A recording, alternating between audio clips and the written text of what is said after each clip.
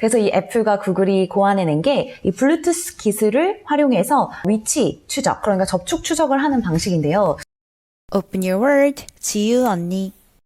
네, 여러분 안녕하세요. 지연입니다. 여러분 오늘은 우리가 애플과 구글의 로고를 함께 볼 줄이야 라는 주제로 찾아왔습니다. 애플과 구글은 스마트폰 소프트웨어 세계의 이 두 축, 양대 산맥, 라이벌인 이 두 회사가 콜라보를 갑자기 하게 돼서 이게 무슨 영문인가 싶은데요. 전례 없는 이 전염병의 시기에 두 회사가 힘을 합쳐서 컨택트 트레이싱, 그러니까 접촉 추적을 하기 위해 콜라보레이션을 하기로 했다고 합니다. 그래서 이제 애플의 CEO인 팀 쿡과 구글의 CEO인 순다 피차이가 본인들의 트위터에 이 내용을 공식적으로 확인해줬는데요. 먼저 구글의 CEO가 이렇게 얘기를 했습니다. 공중보건 관리들 그리고 공무원분들, 그쪽에 종사하시는 분들을 돕기 위해서, 그리고 COVID-19, 이 코로나 바이러스의 속도, 확산 속도를 낮추기 위해서 구글과 애플은 접촉 추적에 있어서 같이 일을 하기로 했습니다. 효과적으로 강력하게 통제를 하면서도 이 사용자들의 프라이버시를 최대한 보호하는 방향으로 디자인이 된 이런 접촉 추적을 위해 함께 일을 하기로 했습니다. 그리고 팀 쿡과 나는 이러한 노력에 서로 합심해서 같이 일해보기로, 그리고 전념해서 일해보기로 동의했습니다 라고 얘기를 하고 있습니다. 그리고 이제 이 애플의 CEO 팀 쿡이 한 말도 한번 보실까요? 이 접촉 추적이라는 거는 can help, 도울 수 있습니다. 확산 속도를 늦추는 걸요. 그리고 시행될 수 있는데 사용자들의 프라이버시를 침해하지 않으면서도 이 접촉 추적이 가능합니다 라고 얘기를 합니다.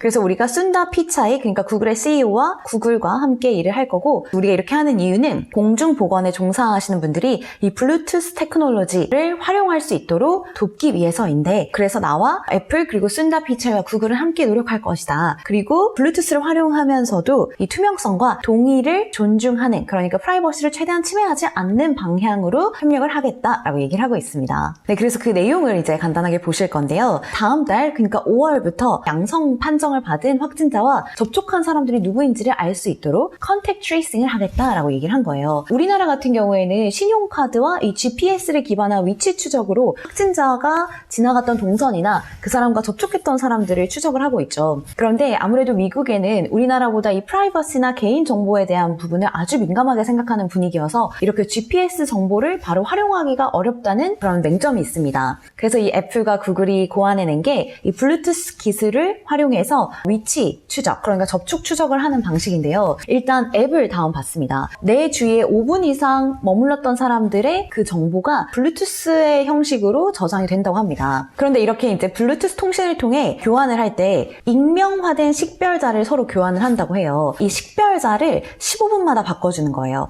그래서 15분마다 익명 식별자가 바뀌도록 또 설계를 했고요.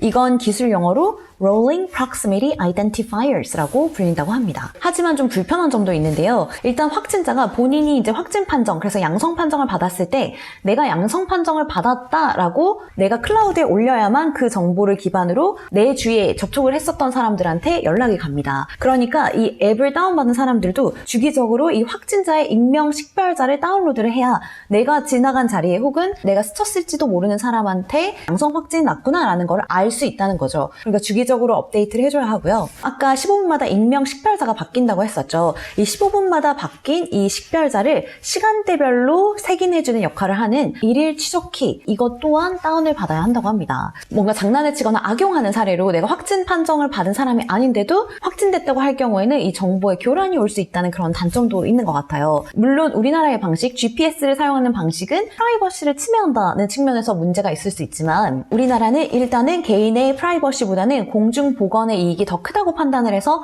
지금 이런 동선 추적을 해나가고 있죠. 애플과 구글이 최대한 프라이버시를 보호하기 위해 설계를 하긴 했는데, 아무리 숫자로만 되어 있다고 해도 IP 어드레스에 기반, IP 주소에 기반한 거기 때문에 앱을 운용하는 사람이 정보를 알아서 그 확진자를 추적을 하려고 하면 또 얼마든지 할 수 있다고 합니다. 그래서 그게 단점이라고 하고 있어요. 네, 그래서 여러분, 우리가 영원한 라이벌일 것 같고 영원한 스마트폰 소프트웨어계의 양대 산맥일 것 같았던 애플과 구글이 콜라보를 해서 이 로고까지 합쳐진 모습을 보고 사람들이 아이러니하지만 정말 이렇게 테크 기업들이 바이러스 위기를 극복하기 위해 협업하는 모습이 참 보기 좋다라는 평이 많은 것 같습니다. 영상이 좋으셨다면 가시기 전에 구독과 좋아요, 알림 설정까지 부탁드리고요. 저는 또 좋은 영상으로 찾아오겠습니다. 여러분, 안녕!